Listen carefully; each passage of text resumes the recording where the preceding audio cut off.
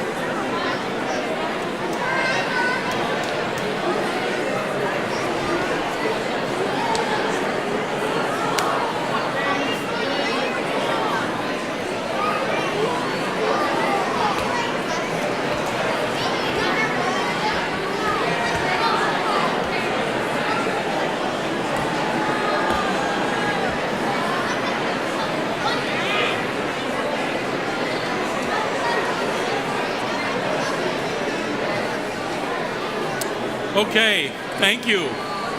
60 seconds are up.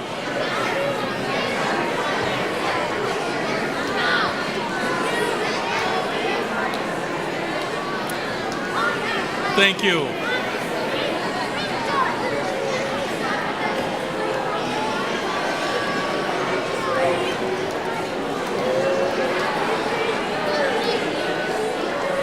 Thank you. Please be seated.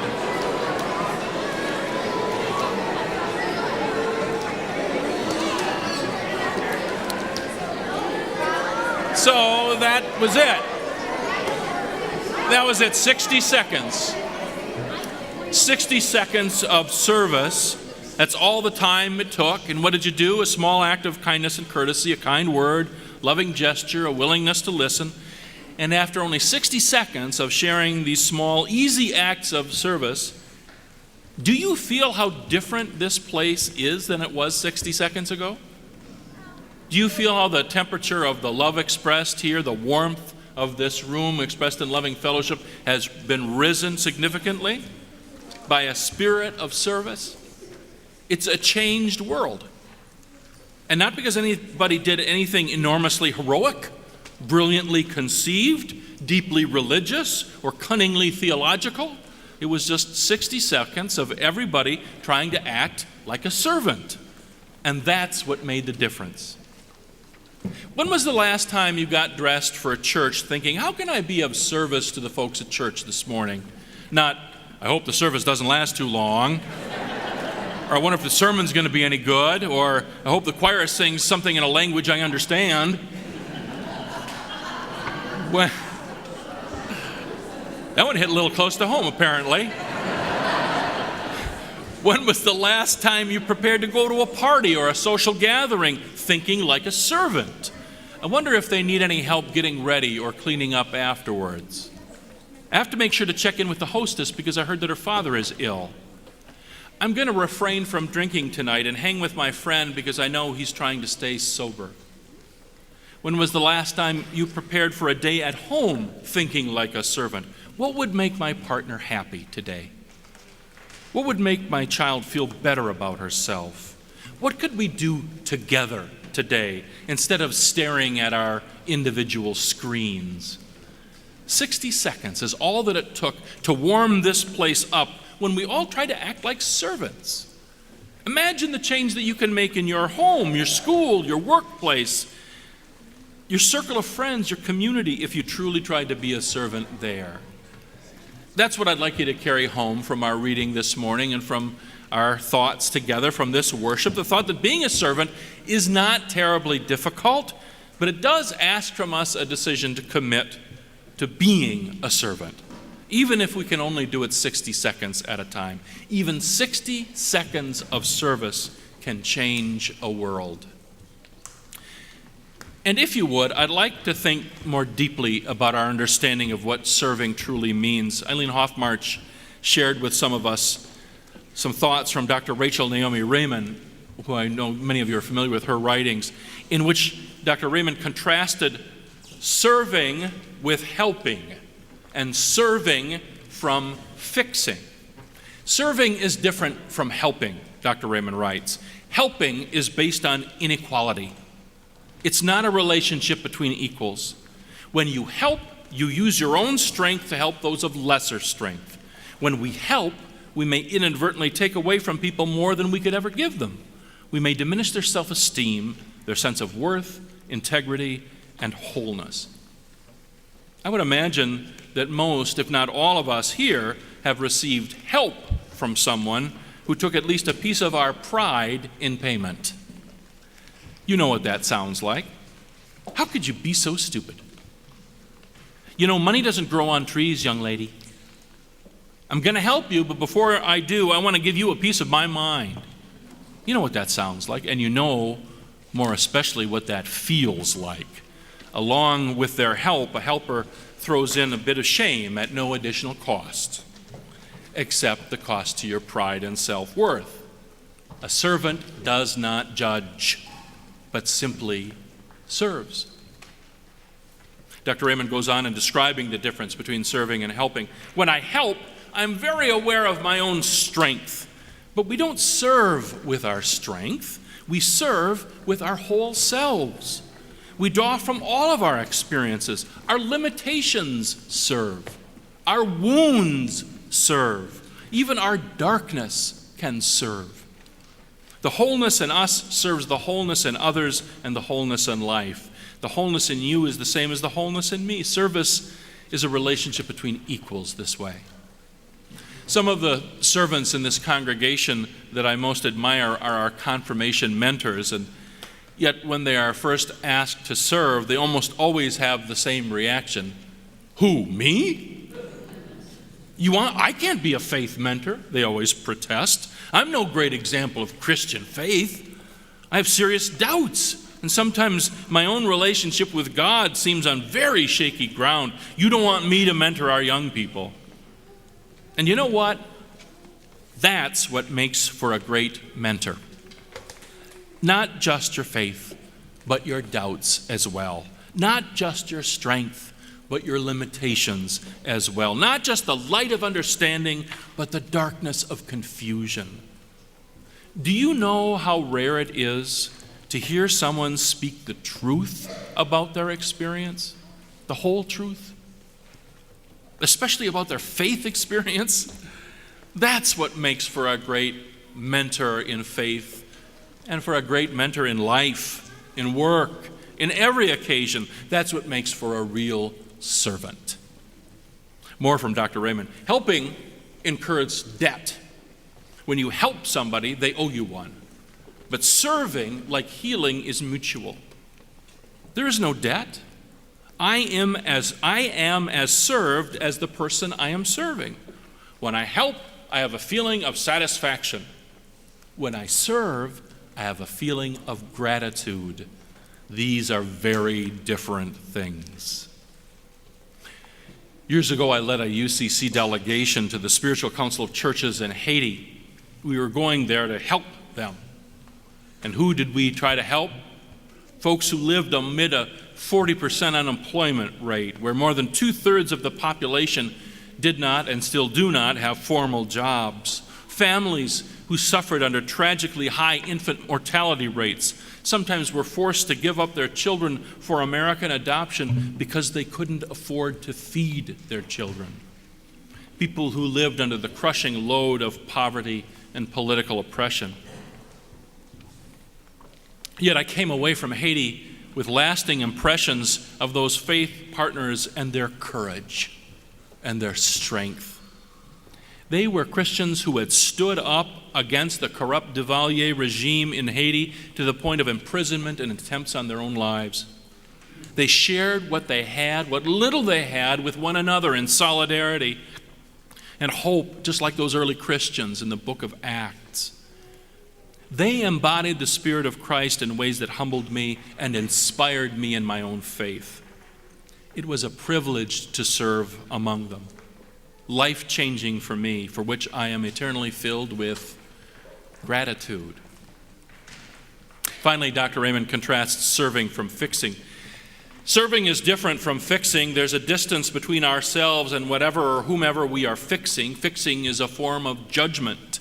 All judgment creates distance, a disconnection, an experience of difference. In fixing, there is an inequality of expertise that can easily become a moral distance between us.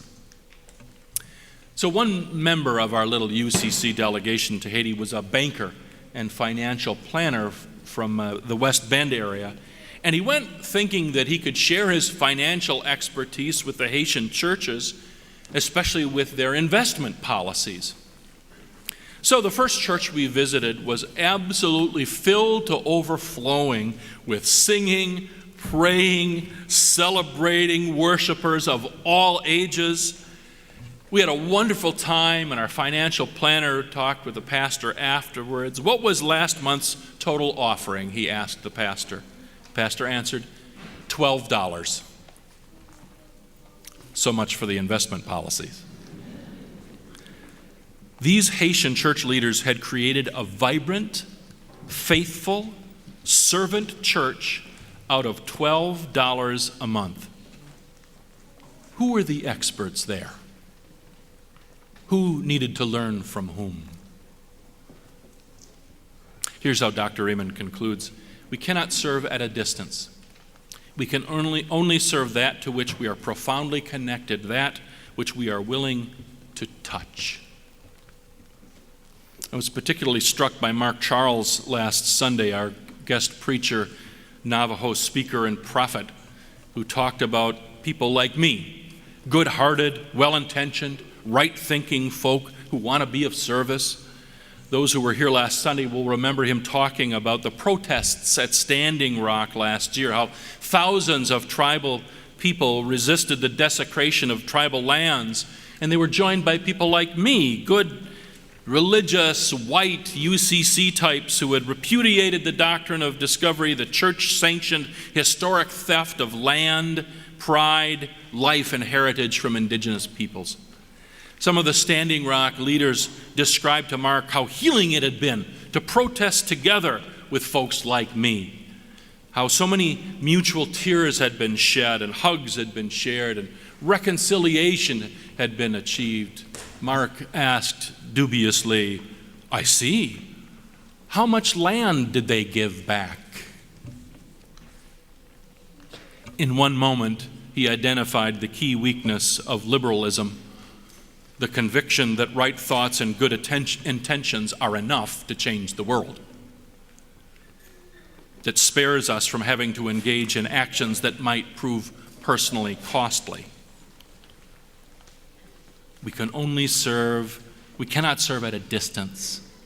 We can only serve that to which we are profoundly connected, that which we are willing to touch. Or as Jesus put it, but whoever wishes to become great among you must become your servant. And whoever wishes to be first among you must be servant of all. That's the life we have been called to lead, a life of service. Service without cost, without judgment, that comes with respect and integrity from our whole selves, that comes with an openness to learn and grow, service that can change the world. And sometimes, all it takes to change the world is a servant's heart and 60 seconds. Amen.